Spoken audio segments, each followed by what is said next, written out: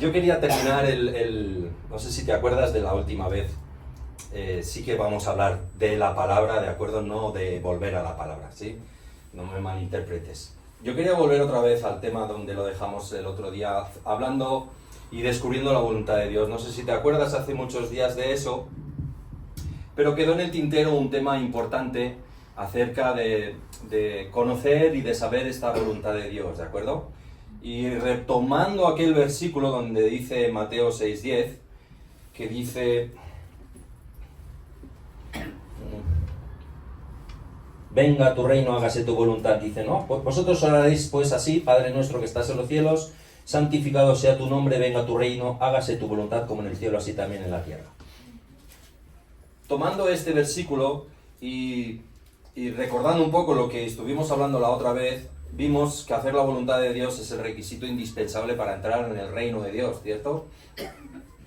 No todo aquel que me llama Señor, Señor, dice la palabra, sino aquel que hace la voluntad del Padre. Vimos también que para conocer su voluntad tenemos el manual de instrucciones, ¿cierto? Este manual de instrucciones es tremendo para nosotros, sí que estamos hablando de la palabra. Y vimos también que para realizar dicha voluntad, Dios a veces tendrá que usar de las pruebas como martillo que golpea la piedra para poner nosotros un corazón de carne y cambiarlo y quitar el de piedra. Pero que esto no era instantáneo y que lleva un proceso que puede durar toda la vida, ¿cierto?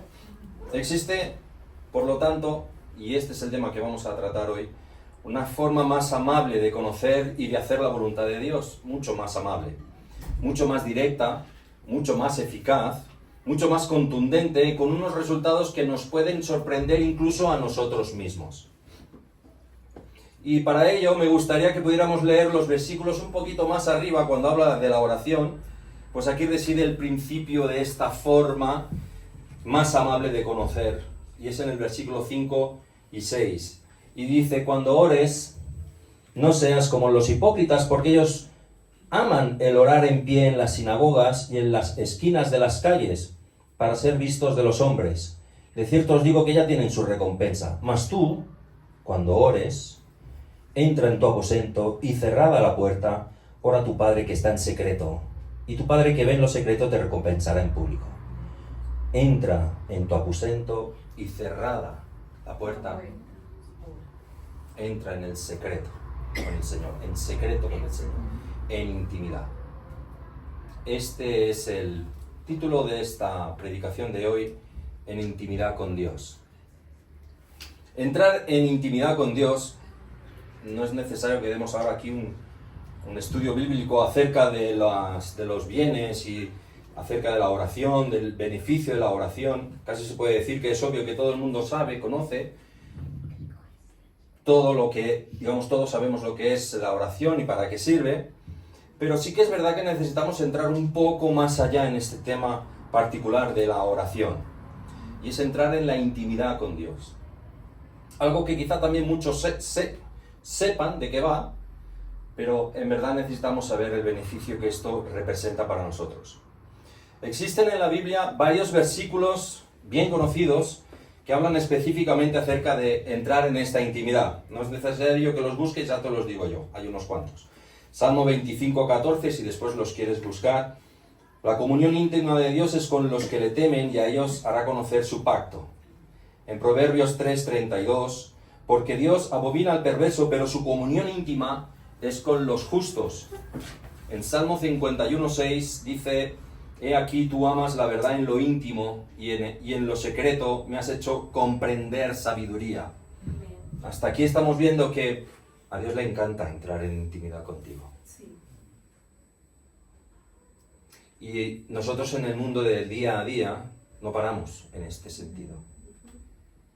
Y muchos cristianos, puedo decirte que el 90% de nuestra vida le dedicamos un 10% al Señor, y casi que como rápido y corriendo.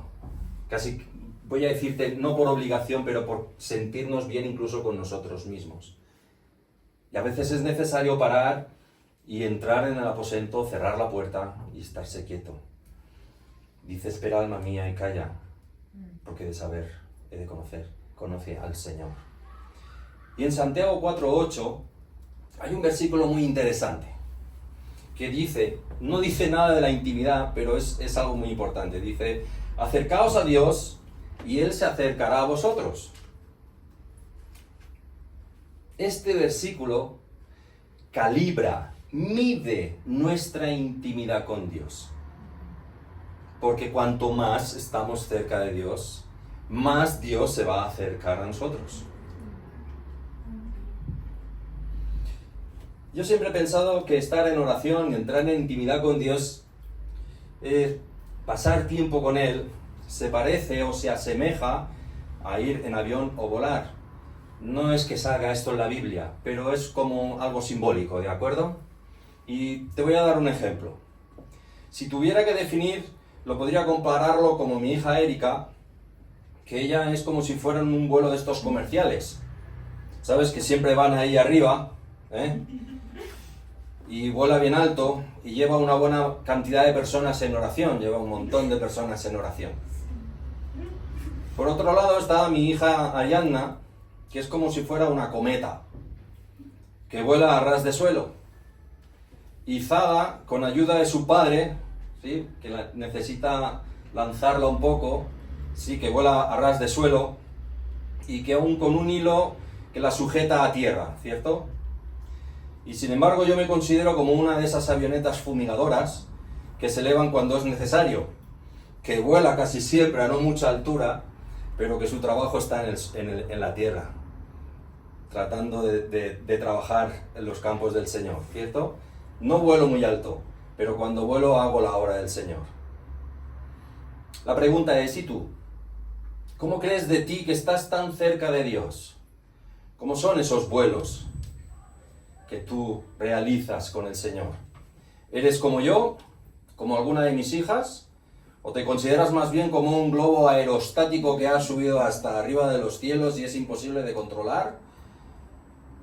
¿O crees más bien que eres como un Superman que vuelas tú solo? Bromas aparte.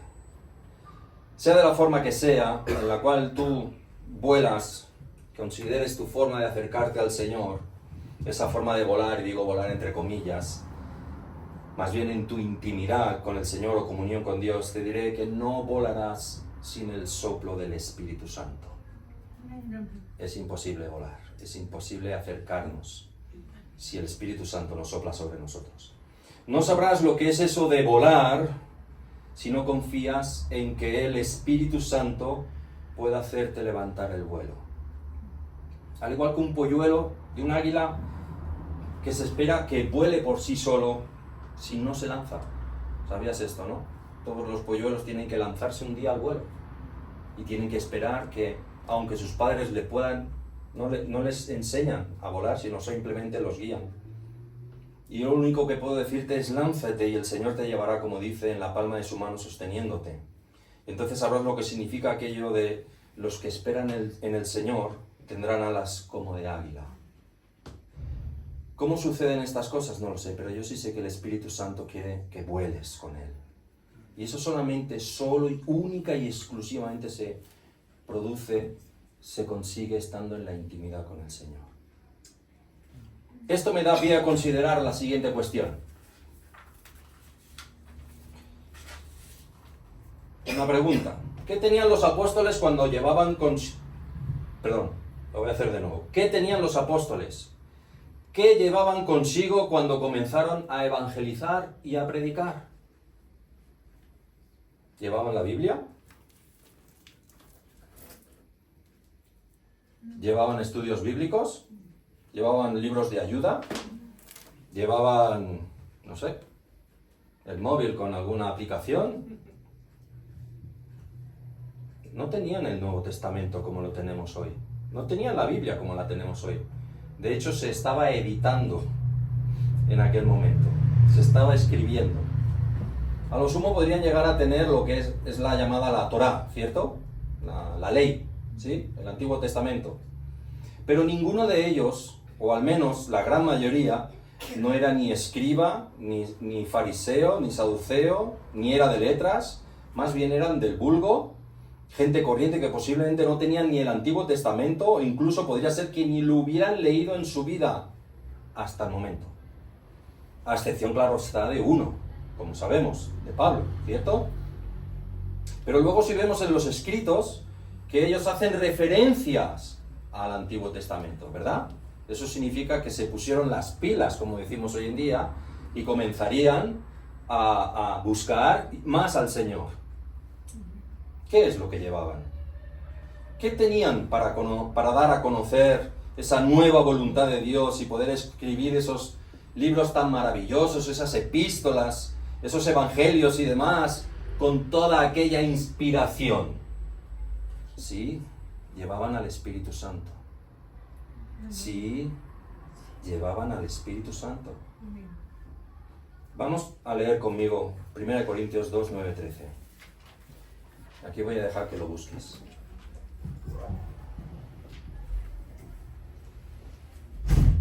Primera de Corintios 2, 9, 13.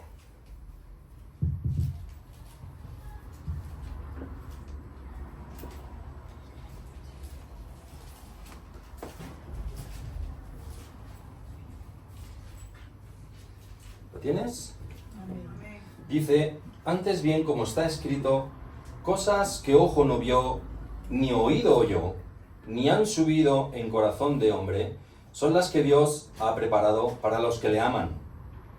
Pero Dios nos las reveló a nosotros por el Espíritu, porque el Espíritu todo lo escudriña, aun lo profundo de Dios. Porque ¿quién de los hombres sabe las cosas del hombre, sino el Espíritu del hombre que está en él?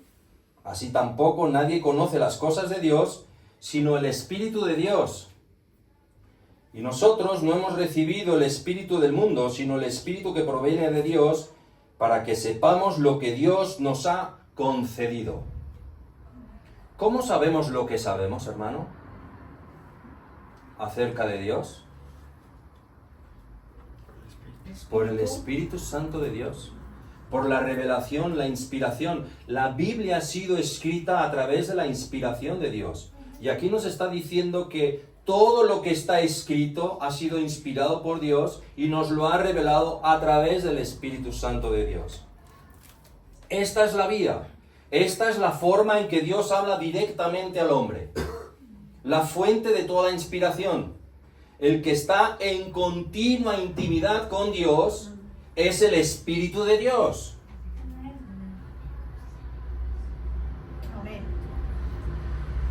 Y el que quiere estar en continua intimidad con nosotros es el Espíritu de Dios. Con lo cual, Él es el comunicador, voy a decir lo que en mi mundo, en el mundo de la lampistería, es el manguito que une los dos tubos. Sí, esa es, gracias por la palabra, la conexión que une entre el Dios Padre y el hombre para dar a conocer, ¿de acuerdo? Es ese espíritu que está en continuo intimidad con Dios Padre, quiere estar en continua intimidad con el hombre. ¿Quién da a conocer las cosas de Dios? El Espíritu Santo. Para nosotros el Consolador. Y la figura de este Consolador, que es también conocida por muchos de nosotros, ese Paracletos, que ya lo hablamos una vez, ¿cierto? Pero Paracletos es una palabra muy amplia que nos da varios sentidos, como intercesor, como abogado, como consolador, pero también nos da sentido de invocar, orar, rogar, alentar, animar, confortar, consolar. Pero también está incluido el amonestar, el exhortar, el exigir. Y si tuviéramos que resumirlo en una sola palabra, es la guía. Amén. Sí, amén. Tanto para hacia lo bueno, como para hacia, no que nos dirige hacia lo malo, pero sí que nos da entendimiento de las cosas malas. Y nos enseña a rectificarnos en nuestra intimidad con el Señor. Como dice en Juan 16:13, que el Espíritu de Dios nos guiará a la verdad. ¿Qué hubiera pasado si estos santos apóstoles no hubieran estado en intimidad con el Espíritu? pues seguramente hoy tendríamos solamente el Antiguo Testamento y un montón de libros apócrifos sin la inspiración divina, como, y aquí es una invención mía, el Evangelio según Herodes o las guerras de los familiares de Corintios, primera y segunda, ¿no? No es extraño, por tanto, no es en vano que entonces en 1 Tesalonicenses 5:17 nos diga: orad sin cesar. Orad sin cesar. Porque esa oración es el vínculo que nosotros tenemos para tener la comunión con el Señor, con el Espíritu de Dios. Porque esta es la forma continuada y directa de conocer la voluntad del Padre en todo momento y en toda circunstancia. Yo no sé si cuando a ti te pasa alguna cosa difícil, complicada, o si encuentras que te hacen alguna injusticia, o vienen a ti o contra ti, o te dicen cualquier cosa, ¿qué es lo primero que pasa por tu mente? Si te dicen, tienes que trabajar más horas y no te las voy a pagar, ¿qué es lo primero que se te pasa? Me cachis en la marsalada, ¿no? Y a veces dejamos de conectarnos con el Espíritu Santo de Dios exactamente porque hay muchas formas, muchas circunstancias por las cuales nosotros nos es fácil desconectarnos de Él. Y sin embargo el Paracletos continúa estando con nosotros porque Él quiere seguir comunicándonos cuál es la voluntad del Padre en toda circunstancia y en todo momento. Amén. Ahora bien, te voy a decir algo. No esperes que el Señor te dé inspiración como para editar un nuevo libro para añadirlo dentro de la Biblia. Y no solamente porque el canon está cerrado, sino porque además en Apocalipsis 22:8-9 dice que hasta aquí, no añadas y no quites, o sea que te venga alguna cosa. ¿Sí? Ni tampoco esperes que Dios cambie ni su forma de pensar, que aquí tenemos, en catalán es diu un recull, ¿no? Un acopio de la forma de pensar que Dios tiene, ni de sus palabras ya escritas, pues dice que no es hombre para mentir, ni hijo de hombre para arrepentirse. Yo pongo unos puntos suspensivos y añado de lo dicho. No se arrepiente de lo que ha dicho. Y para concluir acerca de la importancia de la intimidad, dado que el Espíritu Santo quiere estar con nosotros, para darnos a conocer en cada momento y en cada circunstancia y situación su voluntad, mira lo que dice en Jeremías 33:3.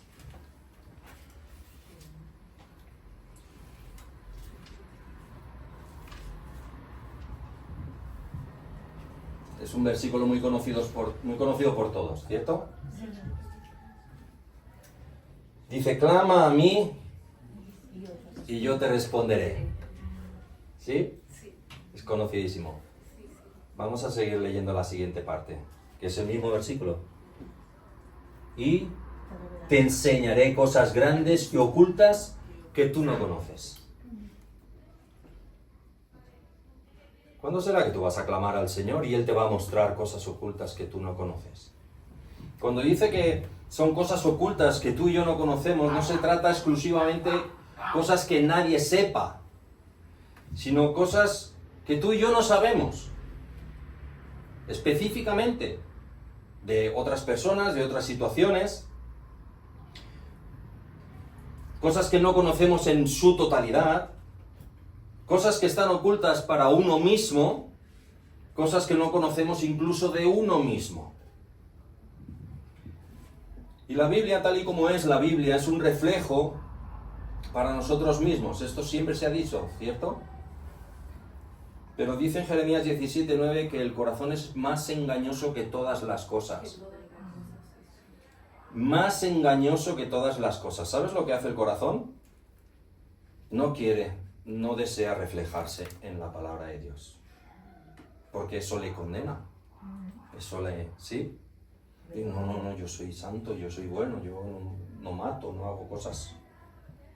La intimidad con Dios nos llevará, a través de esa comunión con el Espíritu Santo, nos llevará a conocernos a nosotros mismos tal y como Dios nos ve. porque tú puedes verte de la forma en que tú crees que tú eres. Pero Dios te reflejará a través de su Espíritu cómo Él te está viendo. En las partes buenas y en las partes malas. La palabra de Dios nos refleja, pero el Espíritu Santo te mostrará profundamente cómo es nuestro corazón. ¿Cuántas veces el salmista le pide al Señor que le muestre lo oculto de su corazón? Pruébame, escudriñame, examíname mis más íntimos pensamientos y mi corazón, le dice el salmista. Quiero entrar en intimidad contigo, pero no es para pedirte coche, casa o trabajo. Lo que quiero, Señor, es que tú me muestres como yo soy, para que así yo sea más como tú eres. Amén. Bien, ¿a dónde nos llevará todo esto? Pensemos por un momento. La palabra de Dios dice que nunca vuelve de vacío, ¿cierto? Pero no siempre actúa en el momento. La leemos y no transforma nuestro corazón. Al momento no. Al menos, si no lo pongo más por obra, ¿sí? La palabra yo la conozco, pero si no la pongo por obra, no hace efecto en mí. Nunca vuelve de vacío, pero siempre trae algo consigo. ¿Sabes por qué no actúa al momento? Por diferentes motivos. Por nuestra actitud ante ella, ante la palabra de Dios, por nuestro ánimo en el momento en que la recibimos, por la situación en la cual, las circunstancias en las cuales nosotros recibimos esa palabra. No siempre aceptamos la palabra de Dios. Hermano, debemos ser sinceros con nosotros mismos. No siempre aceptamos la palabra de Dios. Y también por nuestro intelecto, porque no entendemos quizá esa palabra. O simplemente por el propio engaño de nuestro corazón. No actúa en el momento. Yo no te estoy diciendo que la palabra de Dios no vaya a hacer la obra, que para eso ha sido enviada. Lo que digo es que no actúa en muchos casos en el momento. Sin embargo, el Espíritu Santo sí. Es instantáneo, hermano. Es al momento. Porque mientras la palabra de Dios tiene que pasar por todos esos filtros humanos, cosa que no es un problema para ella, el Espíritu Santo nos hace cambiar de idea, de forma, de estilo, de parangón, porque no toca el intelecto, no toca las circunstancias, no toca tu ánimo, no toca nada de lo que estás viviendo en ese momento, sino lo que toca es el corazón y toca el alma. Y ahí es donde se produce el milagro. Y voy a decir de nuevo. ¿Sabes por qué? Porque el día en que aceptaste al Señor Jesús como tu fiel Salvador, no fue porque lo leíste en la Biblia, no fue porque tu intelecto estaba capacitado, no fue porque fueron los motivos de ánimo, no fue porque las circunstancias estaban todas a tu favor, sino porque el Espíritu Santo de Dios tocó tu corazón. Amén. Y lo transformó, y se produjo el primer milagro en tu vida. Amén. Por eso sé que el Espíritu Santo, cuando actúa, es instantáneo. Y por último, si estuviéramos en contacto directo y continuadamente, sin presión, siendo animado, siendo exhortado, siendo dirigido, siendo enseñado, dándonos una nueva oportunidad. Por ejemplo, con un contable, aunque no supiéramos de números, al final saldremos con un doctorado en matemáticas. Si de la misma forma estuviéramos en contacto directo y continuadamente con un albañil en la obra, sin presión, siendo animado, exhortado, dirigido, enseñado, y una y otra oportunidad, aunque no sepamos poner un ladrillo, vamos a salir siendo ingenieros civiles de caminos y de puentes. De la misma forma, si estuviéramos en contacto directo y continuado con el Espíritu Santo, no vas a ser vicedios ni vicecristo, no te pienses. Pero sí que llegaremos al sumum de la vida de un cristiano. Esto es, tendremos el corazón y el carácter conformados a la imagen y semejanza de Cristo, tal y como nos dice en Efesios 4:13. Amén. Con lo cual, podemos hacer válido aquello que dicen que el cristianismo no es bien una religión, sino que es más bien una relación directa y continuada en comunión, en intimidad con el Espíritu Santo de Dios. Porque a través de esa comunión podemos cambiar nosotros mismos. Nosotros mismos no podremos cambiar, pero ni tampoco por nosotros mismos podremos conocer la voluntad de Dios, sino que lo debe hacer Él en nosotros. Con lo cual, y termino con esto, no sé qué hora es. Ha sido media hora, ¿no, pastor? Te animo a que puedas cada día entrar cada vez más en intimidad. No te voy a decir que seas un globo aerostático. Quizá te has quedado en cometa. No te juzgo por ello, porque a cada uno le es dado la capacidad de poder entrar en intimidad con ello. Yo no te juzgo, no vayas a pensar que eres bueno o que eres malo. Lo que no puedes hacer es volar tú solo, ¿eh? No creas que puedas volar tú solo. No eres Superman. Te animo a que puedas entrar cada vez más en intimidad con Dios, no solo para conocerlo a Él, y a su carácter, y a su voluntad, sino también para conocerte a ti mismo como Él te ve. Amén. Amén. Vamos a cerrar nuestros ojos.